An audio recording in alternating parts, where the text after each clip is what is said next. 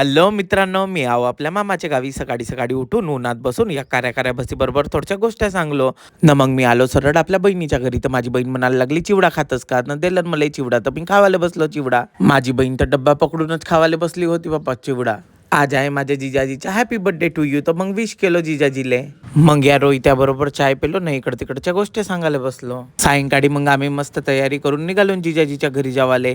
माझे भाषे तर मस्तच रेडी होऊन बसले होते पार्टीसाठी. जिजाजी तर मस्त सेवा करत होते आपल्या आईची. माझी बहीण पण मस्त कपडे घालून तयार झाली होती. मग आम्ही आलो बेकरीमध्ये केक घेवासाठी. मोठा केक भेटला नाही तर मग हा केक घेऊन आम्ही निघालो लोटस हॉटेलमध्ये जावासाठी. हा हो लोटस हॉटेल इटखेडाचा. इथे आम्ही बर्थडे सेलिब्रेट करणार आहोत. मग आम्ही लहान पोराबारासारखा जिजाजीचा बर्थडे सेलिब्रेट केला.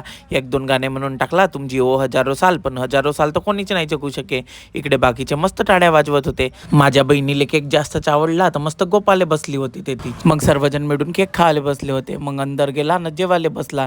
एका साईडले चिल्ड्रन पार्टी नाही, एका इकडे मोठे मोठे लोक बसले होते. या चिल्ड्रन पार्टीसाठी मस्त फिश फ्राय न मसाला पापड बोलवला होती खावासाठी. मग साध्यावाल्यांनी दाल तडका न पनीर बोलवला ना. इकडे आम्ही मस्त मच्छली खावाले बसलो नव्हतून. सर्वजण मस्त जेवण करायला बसले होते. मग लास्टला आम्ही बिल वगैरे दिला आणि निघाला घरी जावासाठी. झाली बर्थडे पार्टी. आता जातून आम्ही आपल्या घरी भेटूया नेक्स्ट व्लॉग मध्ये. Tata bye bye.